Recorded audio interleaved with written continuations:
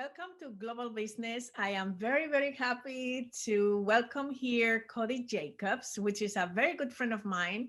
And also we have cooperated together in different projects that she will tell us all about. Welcome, Cody. Hi, thank you so much for having me, Bisila. It's really a pleasure to be here today, and I'm really grateful for the opportunity to talk with you here. Well, we are also fascinated here in Negocios TV to learn more about what's happening in the United States. That is what global business is about. And I think that you could definitely tell us what's going on in an area that maybe a lot of people don't know about it. So that's why I was so excited to speak with you today. But before we go there, could you just let us know who is Cody Jacobs? Well, I'm a social entrepreneur. I've really been passionate about entrepreneurship for a long time now. It started even when I was a kid and I used to sell lemonade. And I've had a lot of different projects I've worked on through the years. But I've worked on things like cooperative development. So I founded a cooperative in Montreal. I've also been a photographer for a number of years. I work for WeNYC, Women Entrepreneurs of New York City, helping to provide networks and opportunities for women that are building their businesses. And now I'm the co-founder of Open Grange. So I think all these things tie together in the sense that I really want to give back to the world and think about how we can make a better world, whether that's through growing your own food or creating a really sustainable business. And what is Open Grange and how the whole idea came about? Yeah, so the idea came about really about 10 years ago when I met the co-founder Lincoln Hill. We both lived in Montreal. We went to school there, and we were co-founders of a project called Brasseur Luminet, which was a brewers cooperative. So we used to brew beer on our own and then sell it very small scale. And it was a cooperative. So that means it was a non-hierarchical business. And we were all owners in the business. And so we were involved in that for a couple years. And then I moved back to New York, and he happens to be from Connecticut. And his family actually has had a farm for 40 years. And he had the idea to change their farmhouse, which was a very sort of grand old house, into a creative space. And so we started to collaborate on what a creative space could look like. And then about a year ago, I actually was able to relocate here to the farm because of the pandemic, because my job went remote. And since then, we've really been rethinking what a large home could look like in the United States and thinking about how a home in a more natural environment can really support artists and creatives and folks that are really looking to change the world for the better. And how COVID impacted this business? Because I remember we talked a little bit before that, and I was planning up, of course, to go and visit. And even though that our association comes because of the city hall work that you do on your daily basis, I knew that this project was for you very dear, and it just came in a moment. So I would like to know how this impacted your plans. Yeah, it's a really good question. We had actually the weekend of February 28th. So actually this upcoming weekend, we ran last year, we ran a focus group, and it was to test our model to see what could work with the stays, with having creative people come and stay in the house. And we were all set to run another focus group, which was to test another sort of like variation of the project in late March. And that did not happen last year. And we were actually supposed to launch last April, and we weren't able to do that safely. So it actually provided an opportunity for us to rethink the way we wanted to do this. In some ways, we were at the time back in March and April last year, we were ready to launch in a way that was, we weren't necessarily ready for the launch. We just wanted to get it out there, and actually having a number of months, and especially this summer, to rethink parts of the business and to rethink how we can really reach people and bring them out here in a safe way and in a sustainable way. We had that opportunity. And in addition to that, we really think that co-living and co-working is a unique industry in the United States, because it doesn't need to be just a corporate business model. It can also be very small scale. And here what we're trying to do is really focus on having something small scale like that.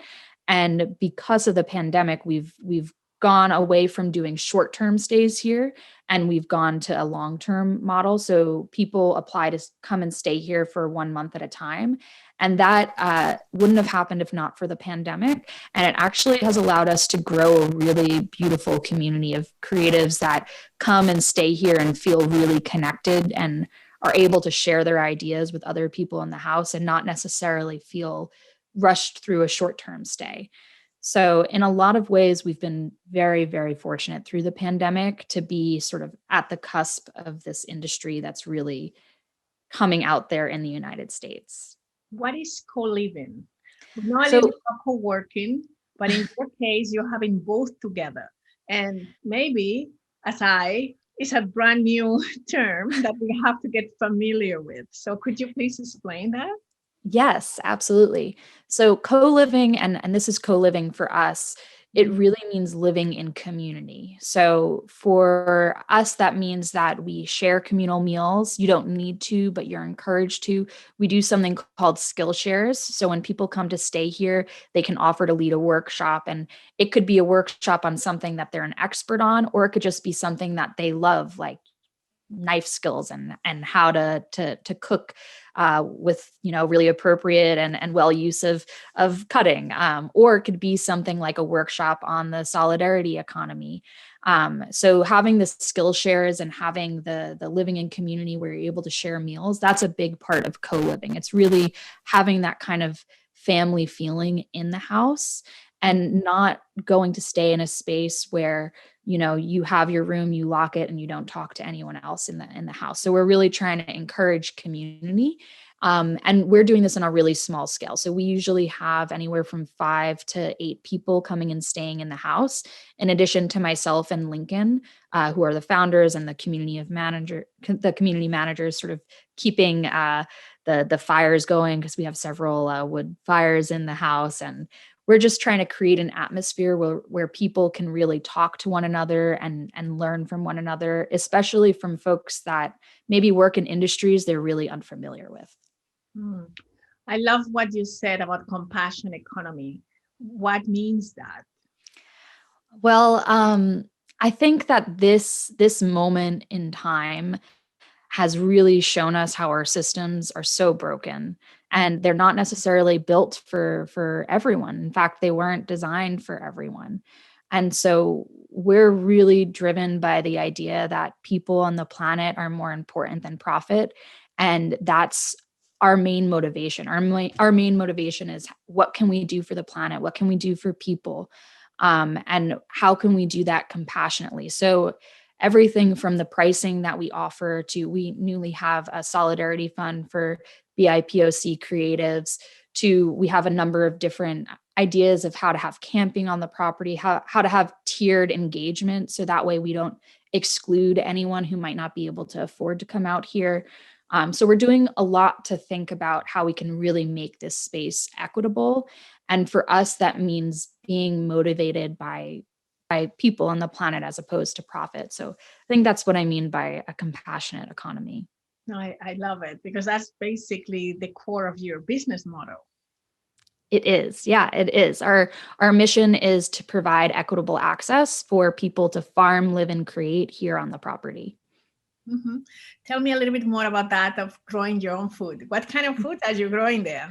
Oh my gosh, so much. I have to start by saying I'm really a novice to this. I only started about a year ago really learning about how to grow your own food. I was always super, super interested in it. And I've always gone to the local co-op and gone to farmers markets and visited a lot of farms, but growing your own food is magical. It's really incredible when you plant a seed and then you have to take care of it. And then you watch it grow, and ultimately it's able to nourish you. And in a way, the actual process of planting it becomes more important than even eating the food, because you're really watching how something grows over time, and it has to be nourished over time. But here we're growing a lot. We have a very diverse amount of food being grown. So there's anything from leeks, onions, potatoes, to tomatoes. There's a greenhouse, eggplants. We're going to be starting strawberries. We're also going to start mushrooms, which is really exciting. In the next month, we're going to be inoculating mushroom logs. So we're going to have shiitake mushrooms and oyster mushrooms, hopefully next year. We're really growing a lot, basically anything that's suitable to the climate that we live in. And the idea is that when people come to stay here, instead of ordering their groceries online or instead of shopping elsewhere, we really want to encourage that you can grow your own food and you can in fact walk right out the door and go and pick, your tomatoes for your meal or your salad for your meal. And it really changes the way that you think about food, and it also changes the way you think about where things come from, because you understand then that there's a labor involved in even harvesting it. And I think that's part of what we want to do here, is help sort of challenge the way we think about food and encourage everyone, including ourselves, to eat more seasonally and more fairly. Wow, love this. What about cultural renewal? What's that? Yeah. Well, I think like I was saying, this is a difficult time in history, and unprecedented in many ways. And we're really seeing what things don't work in the world. And we're also really seeing how people are so disconnected from a natural environment. And I've learned firsthand that living here in nature and so surrounded by the beauty of trees and animals and plants, it really changes the way you think, and it allows your sort of heart and your soul to be fed in a way that is different than how it's fed in the city. And it's not that one is better or worse. It's just that we believe that people need access to the outdoors, and not everyone has access. That's why it's inequitable. So I think our real sort of focus on cultural renewal here is that, and that's actually a part of our vision, planting seeds of cultural renewal, is that we can help sort of like open people's minds to the idea that when you live in a natural space and have that connection, you do things better for the planet and also better for yourselves. You're able to create healthier boundaries between work and your computer and going for a walk outside. And some of those things are more difficult when you're living in an urban setting. And what does that in the creativity? Because I know that you have a group of creative people getting together. What kind of clients do you attract there, and what kind of benefit they get from it? Yeah, that's a great question. We've had a lot of different people in different industries, which has been really exciting and has offered us an opportunity to see how everyone can benefit from being in a more natural environment. So we've had a lot of journalists come and stay here. So we had a woman who was, for instance, working on a book about plant life. And we also had someone working on a documentary for Vice on climate change. We have someone here now who is working in more day-to-day news for NBC. We have a lot of people that work in news itself and sort of content creation. And it's two-tiered. Part of it is that there's just inspiration you find in nature when you're working on your personal writing. And part of it is that you need space from your day-to-day job to be able to do your day-to-day job well. So we've had a lot of those types of creators. We've also had a sustainable designer here working with found materials, and working with how you take things like used coffee grinds and make it into a bioplastic. We've also had some people that work in finance even, and in the solidarity economy. And I'm a photographer, and there's a lot of sort of flexibility in the industries people can work in. But I think in general, being able to live in a space with people that are like-minded, and then also having the space to go out for a walk and just look at the sky, it gives you a type of peace that can be harder when you're closed into a small space. Definitely.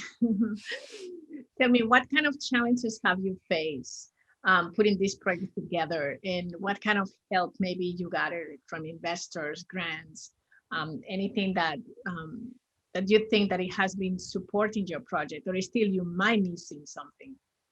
Yeah, so we're very fortunate that this land has been farmed for over 40 years by the family that owns it, and their son Lincoln Hill, who's the co-founder along with me, he was sort of tasked with revisioning what they could do on the farm. So we're very fortunate that the space already existed and we were kind of gifted being able to use this house. But that being said, we did have to invest quite a bit into the house, but a lot of that has been time investment. We've used a lot of repurposed materials to build furniture. We've done all the painting ourselves. We've done the plumbing and installed stoves, and we've essentially not hired anyone for the work that needed to be done inside of the house to rebuild things.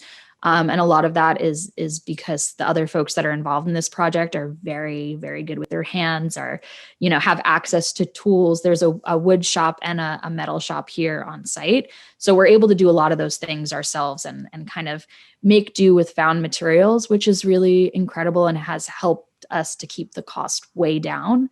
And as of right now, we've put in about $20,000 into the project, which is really manageable considering the scale of what it is. And again, it's also because we invest a lot of time. I think I'm working full time for WeNYC, but I also work full time for Open Grange, and that can be, anything from painting walls to taking out the compost to building a table.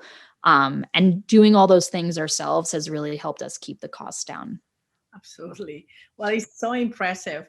Now, I would like you to tell me just a little bit about what we NYC does. Of course, this is another conversation that we'll have with other members, but I just wanted to know because also I would like that you to give some advice about what is needed for corporations to thrive here. And you've been always in touch with different entrepreneurs, women entrepreneurs, and you know exactly the challenges and opportunities. So I would like to just conclude our conversation today with that, and from your perspective and the work that you do, that there is resources for people who really want to be entrepreneurs. And I would love that you to let us know what resources are available. Yeah. Well, WeNYC stands for Women Entrepreneurs of New York City. We're the official initiative for the city of New York to support and empower women entrepreneurs. And we have 10 different programs that range from free workshops, free educational workshops in English and in Spanish, to mentorship, also available in English and Spanish, larger events. We have funding opportunities. We have legal assistance. We really have the toolbox that you need to start a business.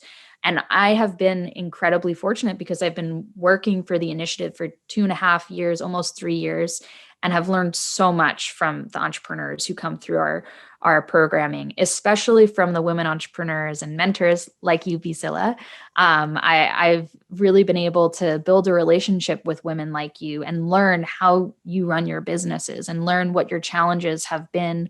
And everyone has different challenges, definitely, but some challenges are really universal. So I know that funding is a really universal challenge, and I know that mentorship is a really universal challenge. And I think one of the biggest pieces of advice, and things that I've learned from women that have come through our community, especially from our mentors, is that if you are able to self-fund your business, that's a really incredible way to sustain the future of your business.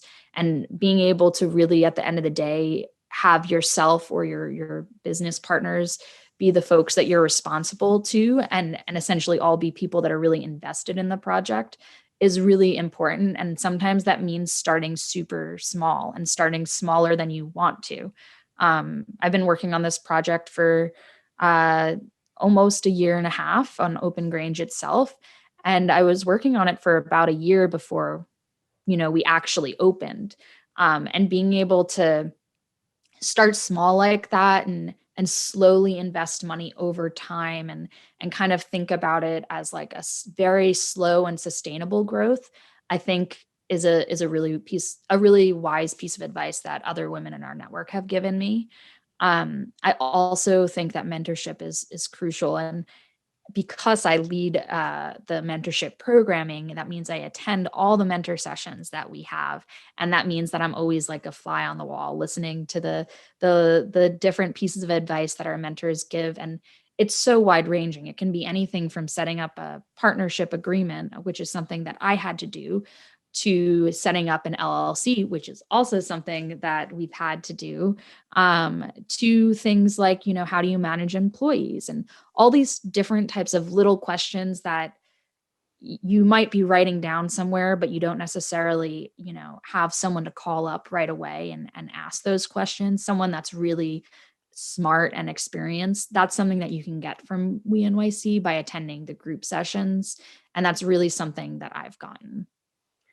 Well, thank you so much, Cody. I think that you give us amazing pieces of advice, and obviously I will reach out to the rest of the team and we'll have a conversation.